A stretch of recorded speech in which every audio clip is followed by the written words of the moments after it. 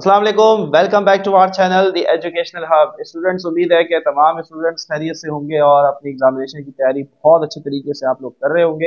And side by side बच्चों, हम भी पूरी कोशिश कर रहे हैं कि अपने बिजी स्केड्यूल में से आपके लिए जितना ज़्यादा हो सकता है वो वीडियोज़ आपके लिए बनाएं, ताकि आप एग्ज़ाम में बहुत अच्छे से शाइन कर सकें और बहुत अच्छे मार्क्स सिक्योर कर सकें। तो बच्चों, आज की इस वीडियो के अंदर हम we are going to solve the PC guess paper of maths class 9 and it is of 2024। तो जितने बच्चे अपेयर होने जा रहे हैं 2024 के एग्जामिनेशन के अंदर, बोर्ड एग्जामिनेशन के अंदर एंड पर्टिकुलरली सिंध बोर्ड, तो उनके लिए ये वीडियो बहुत इंपॉर्टेंट है। आपने देखना है कि हम कैसे तमाम क्वेश्चंस को सॉल्व करेंगे, किन स्टेप्स को फॉलो करेंगे, और यही स्टेप्स आपने भी फॉलो करने हैं। तो लेट्स गेट स्टार्टेड। तो शुरू करते हैं बच्चों। सबसे पहले हम सॉल्व करेंगे अपने सेक्शन ए को। आप देख सकते हैं कि ये हमारे सामने पीसी का जो है मैथ का गेस्ट पेपर मौजूद है, जिसके अंदर सबसे पहले हमारे पास 15 जो हैं वो एमसीक्यूज हैं, आप देख सकते हैं। तो आइए सबसे पहले एमसीक्यूज को सॉल्व करते हैं, फिर हम बढ़ेंगे सेक्शन बी की तरफ। ओके, तो पहला जरा देख लेते हैं। The real part of -2, 2 is. हाँ भाई, अब आपने चैप्टर नंबर 1 के अंदर रियल नंबर और इमेजिनरी नंबर पढ़ा था, ठीक है। तो अब आपने बताना है कि इसके अंदर से रियल नंबर क्या होगा। हाँ भाई, कोई बच्चा मुझे बता सकता है? जी, कमेंट में बताइएगा। देखो, स्क्रीनशॉट ले लो और मुझे ज़रा कमेंट करो शुरू की जो 5 या 6 ब्लैंक्स हैं कि आपका क्या आंसर आता है, तो आपको पता चलेगा आपकी कितनी तैयारी है, ठीक है। देन वीडियो को रिज्यूम करो और अपने आंसर को मैच करो। तो बच्चों, हमने ये चीज़ पढ़ी थी पहले चैप्टर के अंदर कि हमारे पास अगर तो लिखा हुआ हो फॉर एग्जाम्पल 3,2 आयोटा, तो आपके लिए बहुत आसान होता है। आपको पता होता है कि सर आयोटा के साथ जो नंबर होता है ये तो इमेजिनरी होता है, सिंपल सी बात है, और ये जो नंबर बच गया ये रियल है। चलो, ये तो बहुत आसान बात है। लेकिन यहाँ पर उन्होंने क्या किया, उन्होंने गेम ये खेला कि दोनों के साथ आयोटा नहीं लगाया।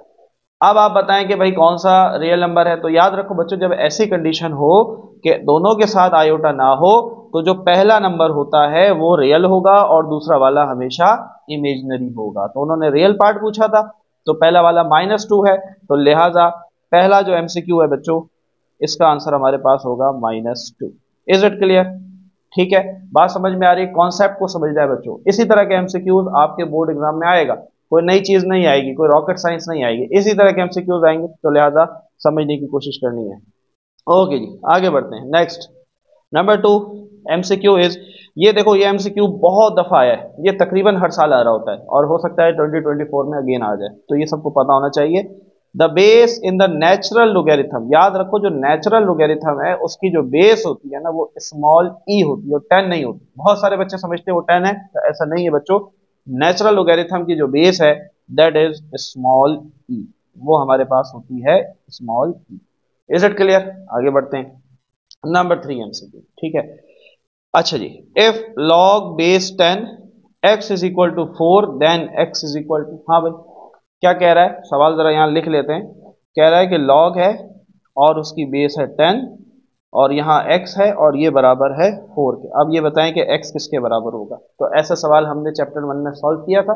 नहीं, चैप्टर 2 में किया था। तो हमने ये पढ़ा था, ये जो बेस होती है ये हमने लिखी, जो इज इक्वल टू के इस तरफ नंबर होता है वो पावर बन जाता है, और जो लॉग के साथ लिखा हुआ होता है ये इज इक्वल टू के दूसरी तरफ चला जाता है, तो ये x यहाँ आ गया। सीधा करके लिखूं तो x बराबर है 10 की पावर 4, और 10 की पावर 4 का मतलब होता है 1 के आगे 4 जीरो, 1 2 3 4, और ये बराबर किसके हुआ?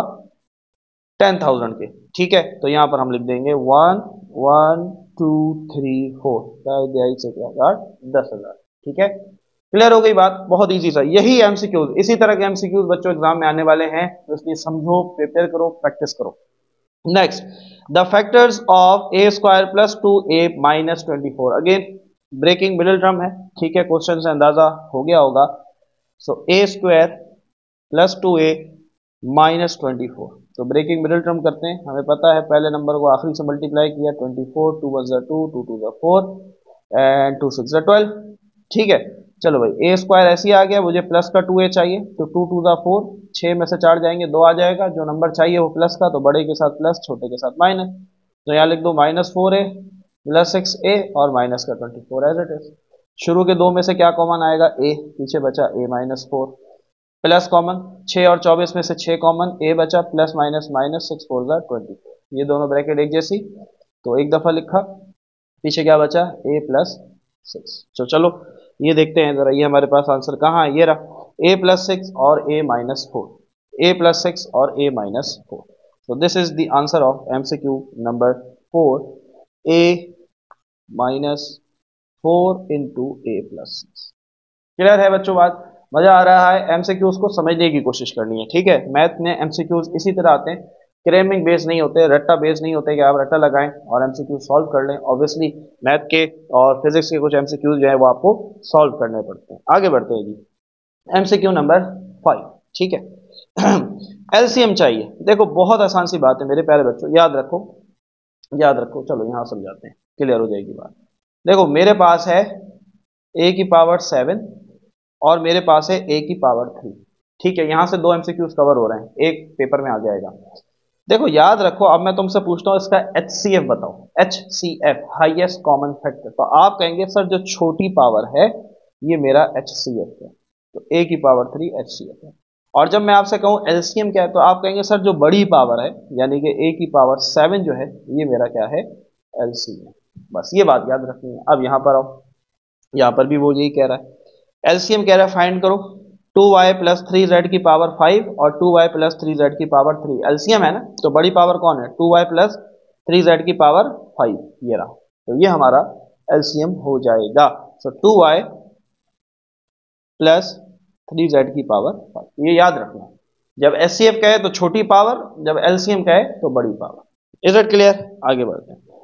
देन हमारे पास है number 6, solution set of 5y upon 3 is equal to 5, ठीक है। ये आपने एक्सरसाइज 6.3 है, उसमें आपने ये सॉल्व किया है और यकीनन याद भी होगा। तो चलो सॉल्व कर लेते हैं। 5y upon 3 mod is equal to 5। तो हमें पता है जब मॉड हटता है तो एक दफ़ा +5 एक दफ़ा -5। तो पहले एक दफ़ा प्लस का 5 रख लेते हैं, तो 3 5 ज़ा, ये 3 वहाँ जाके मल्टीप्लाई हो गया 15, y इज इक्वल टू 5 वहाँ जाके डिवाइड, 5 1 ज़ा 5, 5 3 ज़ा 15। तो एक आंसर मेरा आ गया 3, ठीक है। अगला क्या आएगा, अगला क्या आएगा बोलो भाई, अगला -3 आएगा, ठीक है। अगला क्या आएगा, -3 आएगा। तो एमसीक्यू नंबर 6 जो है वो हमारे पास क्या है, -3 और प्लस। माइनस क्योंकि छोटा होता है इसलिए हम पहले लिख रहे हैं, और 3 क्योंकि प्लस का है वो बड़ा है। ये रहा आंसर। ये हमारे पास दो सोल्यूशन सेट आ जाएंगे, एक मैंने करके दिखा दिया, ठीक है, दूसरा आप खुद कर लें। बस इस 5 की जगह -5 रख लें तो -3 आ जाएगा। क्लियर है बात? मजा आ रहा है? एमसीक्यू समझ में आ रहा है? कॉन्सेप्ट आ रहा है बच्चों या नहीं? That is very important.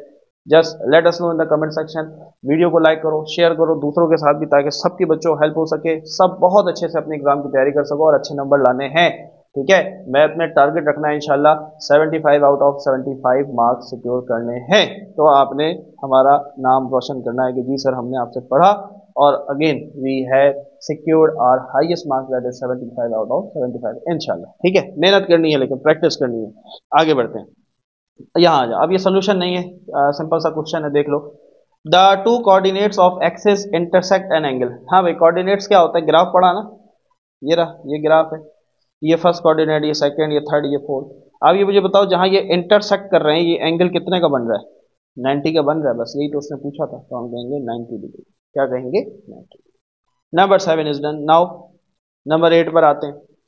Number 8 में क्या कह रहा है, the standard form of quadratic equation. Quadratic equation की स्टैंडर्ड फॉर्म क्या होती है बच्चों, ax² plus bx plus c is equal to 0। ये जो पहली वाली है, ठीक है, ये हमारे पास स्टैंडर्ड। देखो वैसे आपकी बुक में जो लिखी हुई है बच्चों वो ये लिखी हुई है ax² plus bx plus c is equal to 0। आपकी बुक के अकॉर्डिंग ये है, लेकिन अब इन्होंने क्या किया है कि प्लस के साथ माइनस भी लगा दिया, और बाकी ऑप्शन तो सारे गलत हैं क्योंकि इसमें b है ही नहीं, और इसके अंदर पावर 3 आ गई। तो क्वाड्रेटिक इक्वेशन की तो हाईएस्ट पावर ही 2 होती है, ये भी गलत हो गया। इस ऑप्शन में आओ, ये क्यों गलत है, क्योंकि यहाँ पर 2 स्क्वायर आ गए, ये भी गलत है। तो पहले ही ऑप्शन सही है, लेकिन यहाँ पर क्योंकि माइनस लगाया हुआ है तो स्टिल आप फिर माइनस लगा सकते हैं, अदरवाइज आपकी बुक में सिर्फ प्लस लगा हुआ है।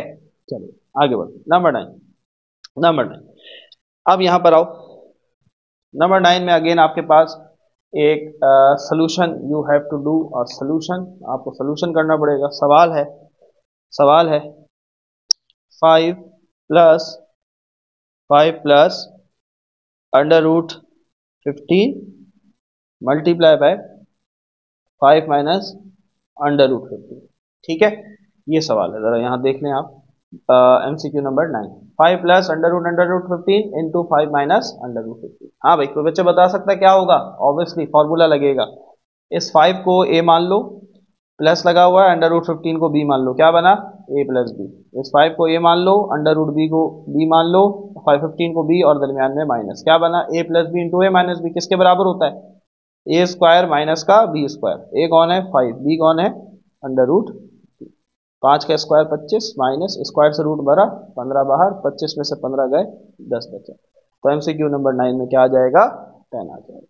ठीक है, कहाँ है जी राइट ऑप्शन? ये रहा राइट ऑप्शन। आगे बढ़ते हैं। The solution set of equation 4x square minus 16 is equal to, हाँ भाई 4x square minus 16 is equal to 0। हाँ भाई, माइनस 16 वहां गया, प्लस का 16 हो गया। चलो भाई आगे बढ़ते हैं। 4 यहाँ मल्टीप्लाई, वहां जाके डिवाइड, 4 1 जा 4, 4 जा 16, एक्स स्क्वायर बराबर 4 के, दोनों तरफ रूट लेंगे, स्क्वायर से रूट मर गया, 4 किसका स्क्वायर है? 2 का। तो याद रखो जब भी रूट से रकम बाहर निकलती है तो प्लस माइनस के साथ निकलती है, तो +2 -2, तो नंबर 10 वुड बी +2। क्लियर है बात? ठीक है, आओ आंसर देख लो, कहाँ है जी आंसर? ये रहा +-2। ठीक है, what should be added to x की power 4 + 4 to make it perfect square? ऐसा MCQ भी हर साल आता है। ठीक है, what should be added to x की power 4 + 4 to make it perfect square? आइए जरा सवाल को समझते हैं। ठीक है, इस सवाल को आपने कैसे हल करना है? वो कह रहा है x की पावर 4 + 4 है, इसमें क्या ऐड करें कि ये परफेक्ट हो जाए? तो याद रखो ये फॉर्मूला हमने पढ़ा, a प्लस बी का होल स्क्वायर बराबर होता है a square plus B square plus 2ab। हाँ भाई पढ़ा है। अब जरा मैं इनको तोड़ता हूँ, देखो जरा, ये a स्क्वायर है, मुझे बताओ मैं x की पावर 4 को लिख सकता हूँ x स्क्वायर का स्क्वायर?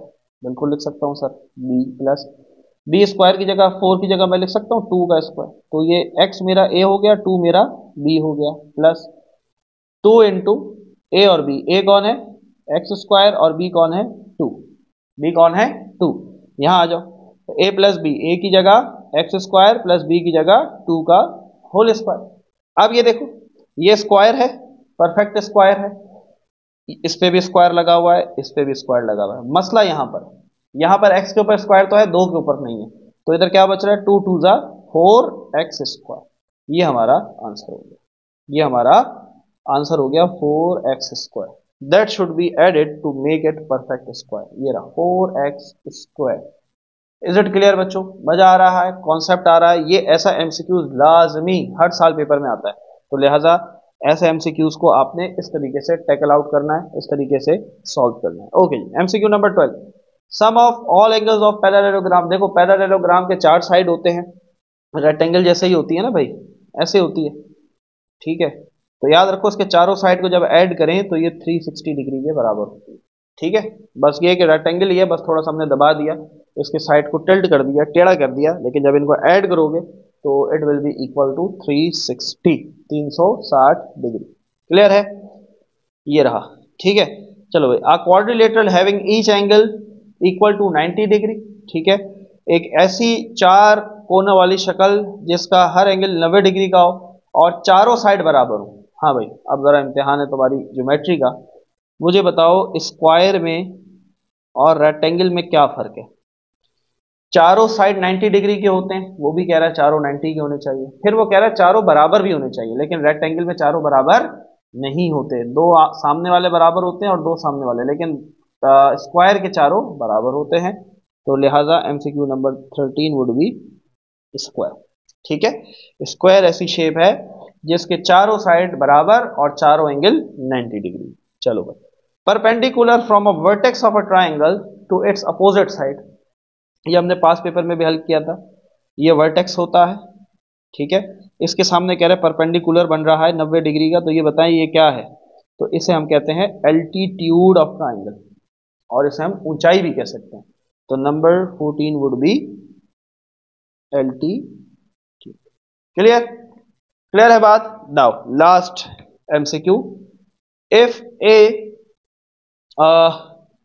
3,0 एंड b जो है ये इसके बराबर है, अगेन ये चैप्टर नंबर 16 से लिया गया एमसीक्यूज है। तो फॉर्मूला आपको हम बता देते हैं जी। फॉर्मूला क्या था कि अगर हमें ए बी निकालना है, ठीक है, अगर हमें ए भी निकालना है, कैसे करना है, कैसे करना है, तो यहाँ फॉर्मूला लगाना है x2 minus x1 plus y2 minus y1 दोनों का होल स्क्वायर, ठीक है।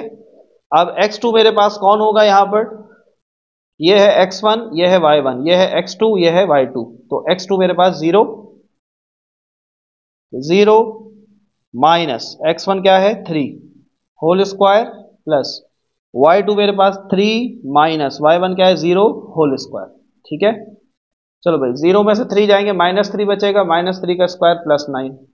अच्छा जी, 3 में से 0 गए, 3 बचेगा और 3 का स्क्वायर 9, 9 और 9 क्या हुए बच्चों 18, 18 का एलसीएम लो, 3 9 जा सॉरी 3 6 जा, 2 3 जा और 3 1 जा। देखो 3 और 3 की जोड़ी बन रही है, तो एक 3 बाहर और 2 अंदर, ठीक है। 3√2 इधर के लिए देखो थोड़ा फास्ट इससे चल रहे हैं क्योंकि हम कर रहे हैं सोल्यूशन, ये रहा आंसर, ताकि बहुत ज़्यादा टाइम कंज्यूम ना हो। अदरवाइज तो ये 4-5 घंटे की जो है ना पूरा बहुत लंबा वीडियो हो जाएगा। तो हम थोड़ा सा फास्ट चल रहे हैं बच्चों, बाकी क्योंकि ये एक्सरसाइजेज हमने करा रखी हैं और उम्मीद है कि यहाँ तक आपको हर चीज़ क्लियर हुई होगी। तो बच्चों कैसा लगा आपको एमसीक्यू का सेगमेंट, और ज़रूर बताइएगा कमेंट में कि आपको एमसीक्यू से हेल्प हुई, आपको सीखने को मिला।